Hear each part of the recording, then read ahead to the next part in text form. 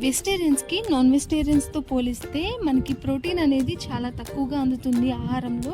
So vegetarians కూడా మంచి టేస్టీగా ప్రోటీన్ ఫుడ్ ఎలా ప్రిపేర్ చేసుకోవాలనేది అయితే ఈ వీడియోలో చెప్పేస్తాను.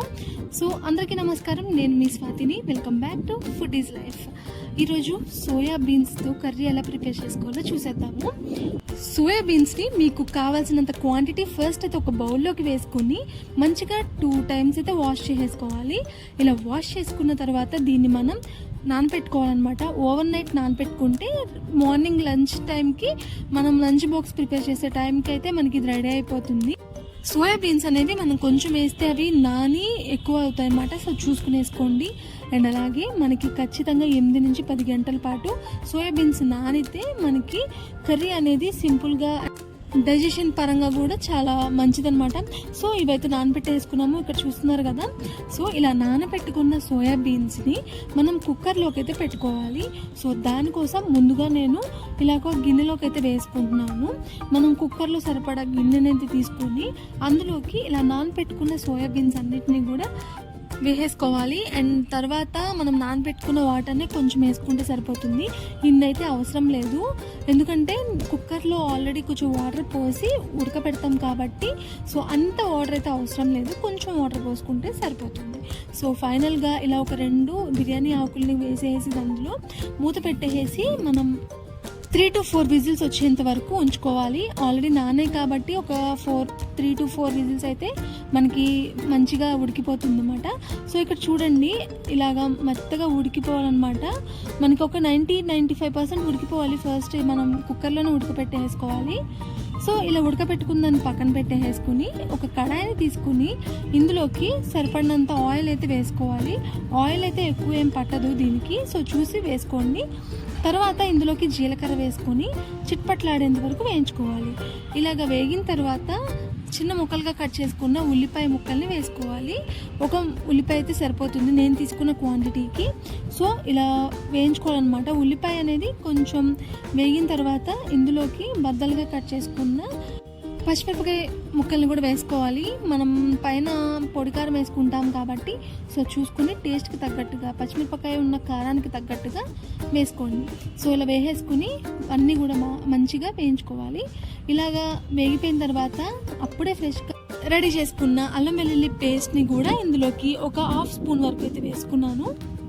ఈ అల్లం వెల్లుల్లి పేస్ట్ అనేది పచ్చివాసన పోయేంత వరకు మనం వేయించుకుంటూ ఉండాలి. పచ్చివాసన పోకపోతే మాత్రం టేస్ట్ అనేది ఫైనల్ అవుట్పుట్ అయితే కరెక్ట్గా రాదు. సో తర్వాత ఇందులోకి ఒక 2 పెద్ద టమాటాలను తీసుకుని మిక్సీ పట్టేసి మంచిగా గుజ్జులాగా పెట్టేసుకుని ఆ గుజ్జును కూడా ఇందులోకి తీసుకుంటున్నాను. తర్వాత మిక్సీలో కొంచెం వాటర్ పోసేసి ఆ వాటర్ కూడా ఇందులోకి అయితే వేసుకున్నాను. సో ఇప్పుడు ఏంటంటే మనకి టమాటాలు కూడా పచ్చివాసన పోవాలండి. ఇలా పోయేంత వరకు వేయించుకుని ఆ తర్వాత ఇందులోకి ఒక చిటికెడు పసుపు, 1/2 స్పూన్ వరకు కారము, టేస్ట్కి చూసుకుని సరిపడా సాల్ట్ వేసేసుకోండి. తర్వాత 1/2 స్పూను గరం మసాలా వేసుకున్నాను. అండ్ అలాగే తర్వాత 1/2 స్పూన్ వరకు ధనియా పౌడర్ కూడా వేసేసుకున్నాను. ఇలా వేసేసుకుని అన్నీ కూడా మంచిగా మిక్స్ అయ్యేటట్టు కలుపుకోవాలన్నమాట. మనకి టమాటా పేస్ట్ అనేది మంచిగా ఉడికి ఆయిల్ అనేది కొంచెం పైకి వస్తూ ఉండాలి.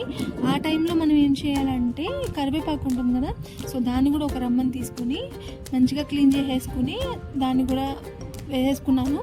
సో వీటితో పాటు అంతా కూడా మంచిగా కలిపేసుకున్న తర్వాత మనం కుక్కర్లో ఉడకపెట్టుకున్న సోయా బీన్స్ అనేవి మనం దీనిలోకి వేసేసుకోవాలి. వాటర్తో సహా వేసేసుకుంటే మనకి ఉడకడానికి కూడా కొంచెం హెల్ప్ అవుతుంది వాటర్. సో వేసేసుకున్నాం కదా, అంతా కూడా మంచిగా మిక్స్ అయ్యేటట్టు మిక్స్ చేసేసుకోవాలి. కావాలి అనుకుంటే మీరు కొంచెం వాటర్ అయినా కానీ యాడ్ చేసుకోవచ్చు ఇందులోకి. సో ఉడకలేదు మనకి సోయా బీన్స్ అనుకుంటే కొంచెం వాటర్ పోసేసుకొని ఒకసారి కలిపేసుకుని మనం మూత పెట్టేసుకుని 10 నుంచి 15 నిమిషాల పాటు లో టు మీడియం ఫ్లేమ్లో ఉడకపెట్టుకున్నాం అనుకోండి, మనకి ఈ మసాలాలు, ఉప్పు, కారం అంతా కూడా మనకి ఈ సోయా బీన్స్కి అయితే బాగా పట్టేసి కర్రీ అనేది ఫైనల్గా చాలా బాగా వస్తుంది. సో తర్వాత ఉడికిపోయిన తర్వాత ఇలాగా కొంచెం సన్నగా కట్ చేసుకున్న కొత్తిమీరను కూడా వేసేసుకుని బాగా కలిపేసుకుంటే మనకి ఎంతో టేస్టీ అండ్ అలాగే ప్రోటీన్ ఫుడ్ అయిన సోయా బీన్స్ కర్రీ అయితే రెడీ అయిపోయింది. సో మీకు ఎలా అనిపించింది? నచ్చిందా? సో మీరు కూడా కంపల్సరీ ట్రై చేస్తారు కదా. వెజిటేరియన్స్కి అయితే ఇదే మంచి ప్రోటీన్ ఫుడ్ అయితే నేను చెప్తాను. సో ఇది కొంచెం హెవీగా ఉంటుంది, స్టమక్ని కూడా కొంచెం హెవీగా ఉంచుతుంది. సో ఈ వీడియో మీకు నచ్చింది అనుకుంటున్నాను. మీరు ట్రై చేస్తే కంపల్సరీ కమెంట్ చేయండి ఎలా వచ్చింది అనేది. మీ ఫ్రెండ్స్ అండ్ ఫ్యామిలీ మెంబర్స్ కూడా ఇది షేర్ చేయండి. టేస్ట్కి టేస్ట్ ఉంటుంది అండ్ అలాగే హెల్త్ కూడా మంచిగా ఉంటుంది. ఈ వీడియో మీకు నచ్చినట్లయితే ఒక like, share and subscribe to food is life.